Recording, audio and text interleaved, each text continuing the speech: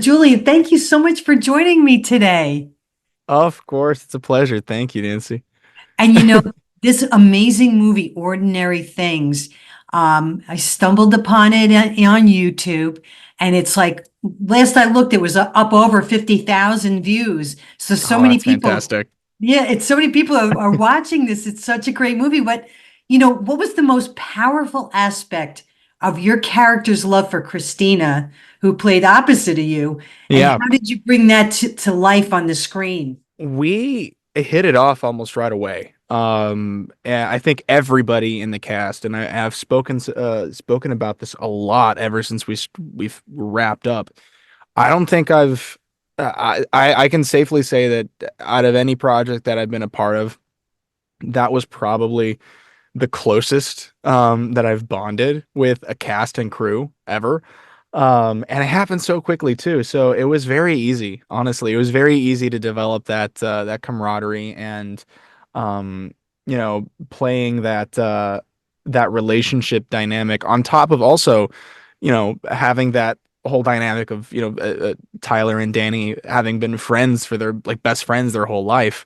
Yeah. Um, it was really cool. It was almost second nature, I think, and Christina made that so easy Yeah. to work with. The most powerful aspect of it, I think, is just patience. I feel like it was the patience that Tyler had. Well, actually, how both of them had a lot of patience with each other because both of them throughout the movie tended to be they had their own issues here and there, and both could be a little extra. Yeah. But I feel like Tyler's patience for Danny and waiting for her this whole time and accepting who she was for better or for worse, Yeah. and even himself a lot of times. I feel like Yeah. that was one of the most impactful and powerful things for me that I loved taking away from it. Yeah. That I can say very proudly that a lot of things in this movie stuck out to me and stuck with me. Hmm.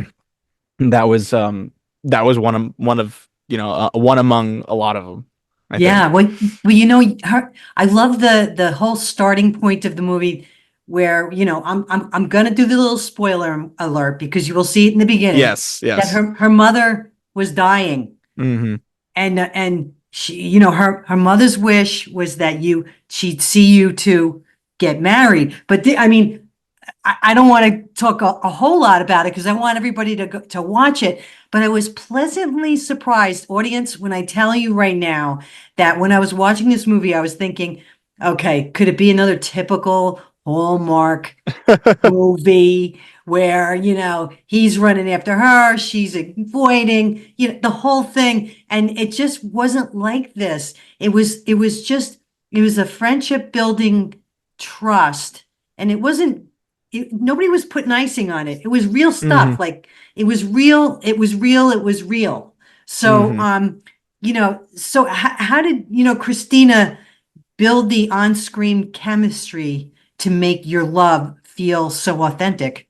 The whole she really did a great job at writing that fine line between, okay, we are best friends. I love you so much, but also, you know.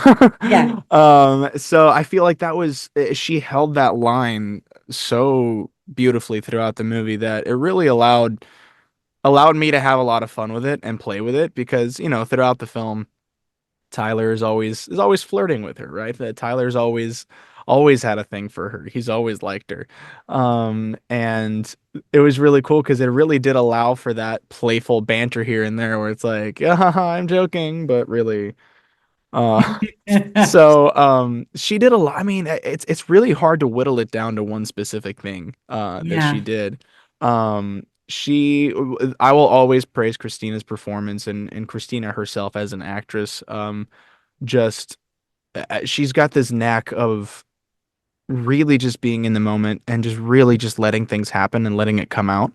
Mhm. Nothing is predetermined with Mhm. her. I mean, it's the most authentic experience. You're just going to be going over lines, and you might have totally different takes, totally different reactions, and whatever. And it's always no matter what I did, no matter what I gave her, whatever line read I gave or whatnot, she was always ready and she was always on top of it, always gave me something to work with, and Hmm. keeping everybody on their toes. She's a brilliant actress. I feel like it's really hard to whittle it down to one specific thing. Yeah, I can Um, imagine. I yeah, can but imagine that. yeah. What really drew you to this role that you played opposite her? And did you connect with this character on a personal level? Yeah, yeah, I did. And weirdly enough, I feel like it almost worked opposite in some ways, almost like a little roundabout inverse, reverse psychology thing. Because when I first read the script, and they're like, "Hey, we're considering you for this. Why don't you go ahead and read it? See if you're interested." And as soon as I read it, I immediately felt so called out by Danny. I saw myself in Danny in so many different ways. And that's what drew me to the project. Honestly, in big part was because I'm like, oh my gosh, this movie's talking to me. I felt so I related so much to Danny and a lot to Tyler as well, but I think at least at first it was mostly to Danny. And I feel like as far as Tyler goes, he he has a servant's heart, and he definitely, for better or for worse, puts everybody else before himself. Hmm. And I feel like that's something that I mean, I say struggled with. It's a blessing to have that, to be others centric, but I also tend to do that to a fault, and very much so. And that's one of the things that I related a lot with Tyler. I'll burn I'll burn my own candle, Hmm. to light the way for someone else, and then eventually to a fault, I end up burning myself out. Yeah. So I feel like that's probably what I related the most with Tyler, and I think I strive for his idealism a lot. Hmm. Hmm. He has a very beautiful way of looking at life, and he's so patient, and he's and that's something that I really aspire to. Yeah. So yeah. So now let me ask you, there and say that there were so many twists and turns in this, and Yeah. so many. You have to like really watch this movie. You can't walk out of the room because it's like you're going to miss something. You're totally going Yeah. to miss something. So if I had to walk out of the room, I had to stop the movie and then go because I didn't want to miss any of the movie. Your character evolved throughout the story. What do you Mhm. hope that the viewers see in his transformation?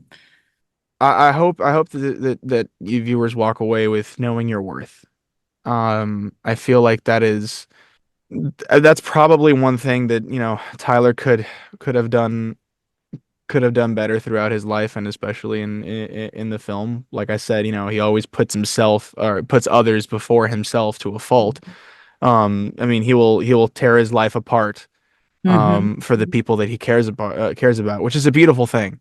Mm-hmm. But I think it's important to know your limits. Mm. And while it's a beautiful thing to help others and beautiful thing to, have that servant's heart, um, it's also very important to look out for yourself. Just like in an airplane, when they say if you always put on your own mask before helping someone else, Yeah. I feel like it's something that a lot of us need reminding Yeah. on. To To protect your heart, right? protect your heart, absolutely protect your Yeah. heart. Do obviously it's great to help others, but in the end, you need to look out for yourself too. Yeah. And just to be careful, be wise, Yeah. and don't get too caught up in trying to fix somebody or something, Yeah. um, because it can end up backfiring and it can end up Yeah. hurting you a whole lot more than it helps you in the end. Yeah. So now I know that people out there they want to know a little bit about you. You want to talk about yourself, like, where you Sure. from, where you originally from, Oh what man. you doing now, what kind of things have you done in the past? Yeah, yeah. Well, that's gonna be a fun story. I mean, well, So I was born in Puerto Rico. And my mom's side of the family, all Puerto Rican. My dad's side of the family, Brazilian. I was born in Puerto Rico, and then about like a year old, moved to Europe, and I grew up. I think it pretty much, what is it, like first 12, 13 years of my life. I grew up in Rome, in Italy. Wow. And I have been, it was a blessing. It was a beautiful experience. Only reason I go into so much detail about it is because it really was a very formative time for me. Um, Growing up, the American kid, Puerto Rican, Brazilian, all these different cultures, then growing up in Rome and then trying to make sense of things there. And then in 2011 we moved here and to North Carolina, and then it got even more confusing because now it was the American kid who lived in Italy who is now back to the US, and it's just a weird culture shock. So it's just all over the place. Um but um but yeah, that's kind of my trajectory where I've been. I think I am, in terms of, my interests and all that, my family's always been very artistic. Mhm. I have my mom in large part to credit for all that. She grew up dancing, singing, playing music, acting, and fun fact, she is my mother plays Danny's mom in the film. Okay, That is my real life mom. That is that's your Vanessa. mom. Yes, Isn't Vanessa that awesome? I Rodriguez. loved her part. Yes, and I am so blessed to still be able to do that with her today and to be Uh-huh. able to perform with her as well. And Yeah, so I mean, I've always been involved to some capacity or another, Mhm. creatively, whether it was music or art or just anything. Mhm. But I didn't officially start acting, I think, until maybe when I was like 14 or 15. But it's still Um, young. yeah, yeah, and it's interesting. A lot of people will ask. They're like, "Well, I mean, you're always like your mom was an artist, she was an actress. Like your dad, my dad is very much into videography, and he's like, this sounds like the perfect storm for making movies."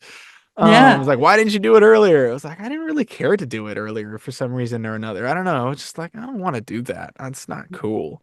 Yeah, yeah, Um, but then, yeah. I just kind of fell into the trap, and it's just been doing it ever since. Been doing theater, been doing, film and commercials as much as I can, voice acting. I fell in love with it, and I haven't looked back since. That's awesome. So now your faith plays a big role in this. And so how did your Hmm. faith in Christ influence how you approach your acting? Yeah, well, it's funny. So I started, I think my very first acting roles ever were in church. We would do we would I think it's like every year we had like some plays or some stuff that we would put up. It was usually maybe around Christmas time or Easter or whatever. And those were some of my first times I remember performing Mhm. really in front of anybody. I mean, I was always performing for myself or in front of a mirror, in front of a camera at home. Mhm. But my first roles, I think, in front of people were there in church. And um kind of, and growing up in that environment, and also going to a Christian high school. Also the school that I went to, we had a very, very good theater program. Mm. It had like award-winning theater program, and I that's when I started doing, I guess that's where I like to say that my acting really actually started. Mhm. Because I was doing it like officially, formally, kind of like taking classes for it. And my director at the time, he was a massive inspiration to me, and he was a very, very powerful, very strong man of God. Um, and doing having essentially my career and my artistic, lifestyle get started in that environment, I think played a massive role in it. Mhm. It's almost like one of the big things was that I never had to question if this is something that I wanted to do. I Mhm. never had to think of like, oh, well, is this gonna work out? I'm not sure because then if I don't do this, I mean, if I'm an artist, I'm not gonna make any money, and it's gonna be hard to find make a good living, and it's yada Mhm. yada yada, all these ifs. There wasn't a lot of that for me. Mhm. And I think, in large part, I credit my mom, my parents, because they were very supportive of me from the beginning, which is already something you don't really see that much of with with actors. A lot of times Mhm. it's, just you got to get a real job. Um, Mhm. so I was blessed in that sense, but also I feel like having that security Mhm. in my faith and in my direction where it's like, you know what? I mean, this is what I like to do. This is what these are the talents that I've been blessed with. Mhm. And I don't think there was really any other questioning for me that there was anything else that I might be able to do. I'm like, no, I feel like this is it. Mhm. This is what I'm meant to do.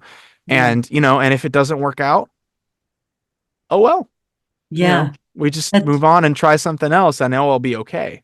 yeah. There And, wasn't, it was a leap of faith. Yeah, I would say, but I think for the most part, it's just having that security that mhm. no matter what, I was going to be taken care of. Mhm. If it didn't work out, if maybe this isn't what I'm supposed to do with my life, that's okay. I'll rebound and, I know that there is a plan.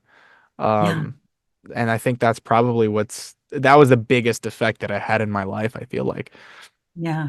I love the way that God has led you along all this way and that he's opened doors for you through even your parents, giving you parents to Hmm. nurture you and nurture your career so far.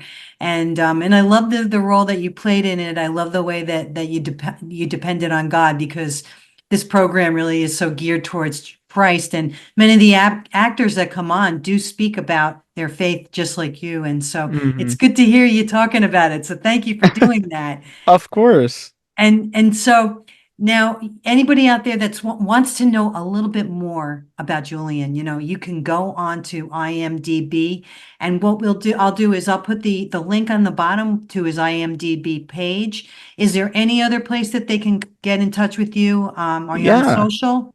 Yeah, absolutely. I would say I'm probably most active on Instagram. You can reach me at Jules Simoes. It's Julz Simoes, Simoes. That's probably where I'm most active. Is where you see me. Yeah.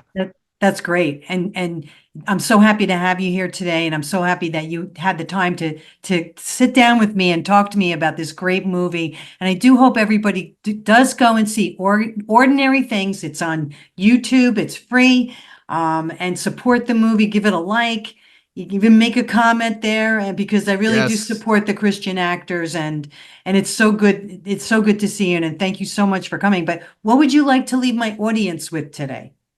Um, I'll leave you guys with one of the biggest lessons I feel like that I took away from the movie.